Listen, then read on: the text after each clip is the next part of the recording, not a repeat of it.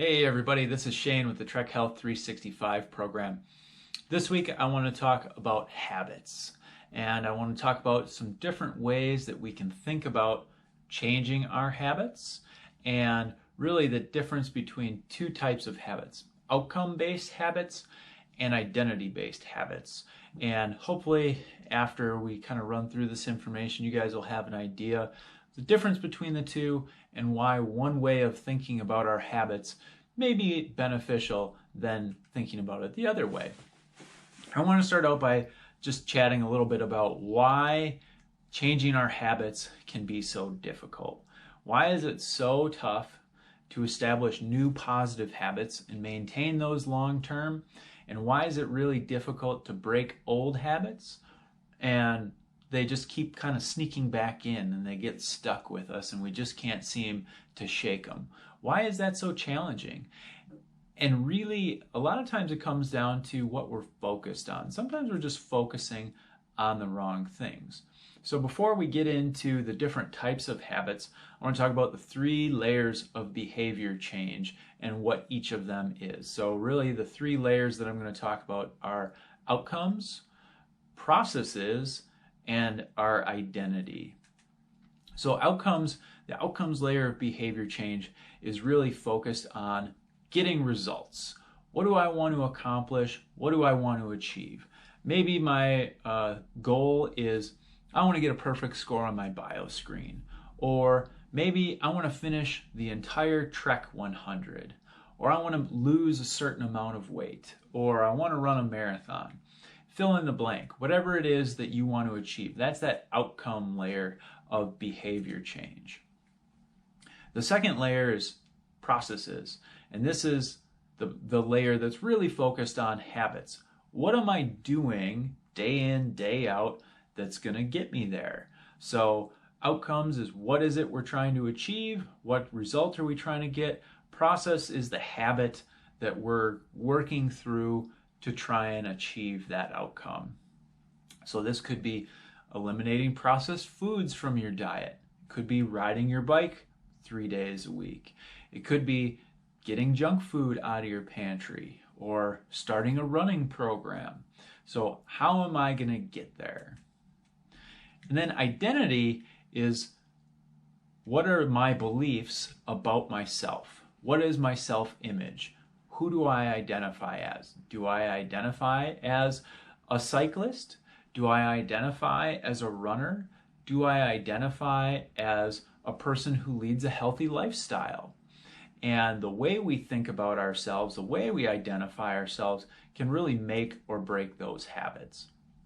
So when we look at outcome-based habits, those are really focused on what do we want to achieve. So we start with the outcome that we want to achieve. Then we say, what processes am I going to go through to achieve that outcome? And then at the end, who am I as a result of achieving that outcome? Or who have I become? Whereas identity-based habits start with identity. They don't start with the outcome.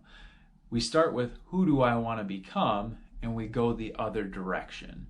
So who do I want to become? I want to become a cyclist, or I want to become a person that's known for leading a healthy lifestyle, or I want to be known for being a runner, or whatever that might be. So we're focusing on who we are, not what do we want to achieve. Once we identify who we are or who we would like to be, then we identify what are the things that that person does. What does a cyclist do? What does a person that leads a healthy lifestyle do? And then what are the outcomes that we achieve as a result of who I identify as and what processes do I do because that's who I am. So the other thing we need to do is we need to stop framing the way we perceive ourselves in a negative light. So something that we might hear ourselves say is something like, oh, I really like riding my bike, but I'm such a slow cyclist. I'm never going to finish the Trek 100. Or I'd really like to be healthier, but I'm not very good at cooking healthy, or I don't enjoy cooking, or whatever. Instead, framing things more positively, something to the extent of, I really love the way I feel when I'm riding my bike, or I get enjoyment from being outside and being active, or I really enjoy eating healthy meals.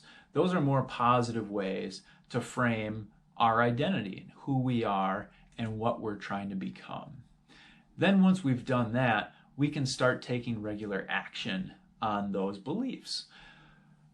What evidence is there to really show that these things that I'm saying are true? Well, if I want to be a cyclist, what's the number one thing I need to do? I need to ride my bike. So a person who identifies as a cyclist probably rides their bike 3 or 4 times a week, maybe more. Maybe they ride to work. A person who starts by cooking simple, healthy meals a few days a week identifies as someone that wants to have a positive impact on their health. So we need to make an effort for these things, even if we're not great at them to start. We've got to start if we want to become great at these things.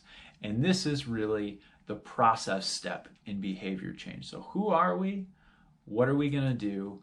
And then we reach that outcome stage. So starting with identity. I am a cyclist. I ride my bike 3 times per week. As a result, I'm going to do the Trek 100 and complete it this year. So starting with identity. So stop focusing on what it is that you want to achieve and start focusing on who you want to become.